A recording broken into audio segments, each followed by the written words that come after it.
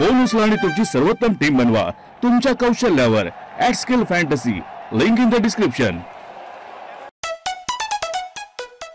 दलित आणि मुस्लिम समाजाच्या लोकांना 500 रुपये मतं देऊन डायरेक्ट बोटाला शाई लावण्याचा प्रकार होऊन राहिला होता। म्हणजे मतदानाला त्यांनी जायचा विषय संपला। प्रशासनाचं काहीच नियंत्रण नाही। पोलीस नुसते जागोजागी चौकामध्ये नुसते काय शोभेची वस्तू म्हणून का त्यांना दिसलं नाही का? आम्हाला कळून राहिलं, आम्हाला माहीत पडून राहिलं। पाटीपुरात हा प्रकार झाला। अजून एक मुस्लिम भागातल्या 3 ठिकाणी हा प्रकार झालेला आहे। पैसे देऊन समजा बोटाला डायरेक्ट शाई लावायचं म्हणजे दलित मुस्लिम समाजाचे मतं हे झालं गरीब लोकांना, हे झाले नाही पाहिजे। गरीब दलित मुस्लिम समाजातील गरीब लोकांचं मतदानच नाही झालं पाहिजे। जे मतदान निश्चितपणे महाविकास आघाडीला पडणार होते, मतदान महाविकास आघाडीला पडू नये म्हणून हे षडयंत्र करून या सर्व लोकांचा पैसे वाटपाचा कार्यक्रम चालू।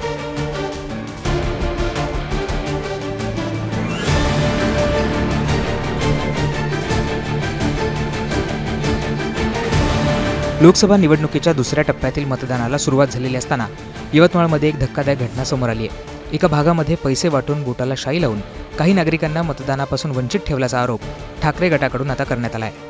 दुसऱ्या टप्प्यातील मतदान पार पडतंय। यात यवतमाळ वाशिम या मतदारसंघाचा देखील समावेश आहे। या मतदारसंघातील छोटी गुजरी परिसरामध्ये काही लोक एका रजिस्टरवर मतदारांची नावे लिहून त्यांच्या बोटाला शाई लावत होते। त्याचबरोबर त्यांना पैशाचं देखील वाटप केलं जात होतं। ही घटना समोर येताच ठाकरे गटाकडून भरारी पथकासह त्या ठिकाणी छापा घातला। त्यावेळी शाईची बाटली, ब्रश आणि मतदारांच्या नावाचे रजिस्टर भरारी पथकाच्या हाती लागलं।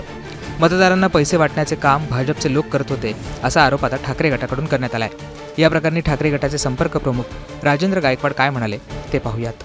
त्या वस्तीमध्ये छोटी गुजरी या भागामध्ये आम्ही गेलो तर तेव्हा आम्हाला तिथे बोटाला शाई लावण्याची शाई भेटली, जी निवडणूक आयोग वापरते ती शाई भेटली। हे आम्हाला इथे एक त्यांचा ब्रश भेटला आणि हे रजिस्टर भेटला। रजिस्टरमध्ये नावं आहेत ज्यामध्ये दलित आणि मुस्लिम समाजाच्या लोकांची, नागरिकांची नावं आहेत। तिथे दलित आणि मुस्लिम समाजाच्या लोकांना 500 रुपये मतं देऊन डायरेक्ट बोटाला शाई लावण्याचा प्रकार होऊन राहिला होता। म्हणजे मतदानाला त्यांनी जायचा विषय संपला आणि अशा प्रकारे मतदान होऊ नये हे काम भारतीय जनता पार्टीचे गुंड बंटी जयस्वाल आणि सोबत सुलेमान आणि शेखर ब्राह्मणे हे 3 जण या लोकांना हे मी फ्लाइंग स्क्वॉडचे हे पाथर्डकर यांना सोबत घेऊन मी तिथे गेलो होते घटना असताना। परंतु हे झाल्यानंतर त्यांच्या ताब्यातून, फ्लाइंग स्क्वॉडच्या ताब्यातून तो पळून गेला। बंटी जयस्वाल, सुलेमान आणि शेखर ब्राह्मणे हे त्याची फिर्याद देण्याकरता आम्ही आज पोलीस स्टेशनला इथे आलेलो आहोत। प्रशासनाचं काहीच नियंत्रण नाही। पोलीस नुसते जागोजागी चौकामध्ये नुसते काय शोभेची वस्तू म्हणून का त्यांना दिसलं नाही का? आम्हाला कळून राहिलं, आम्हाला माहीत पडून राहिलं। पाटीपुरात हा प्रकार झाला। अजून एक मुस्लिम भागातल्या 3 ठिकाणी हा प्रकार झालेला आहे।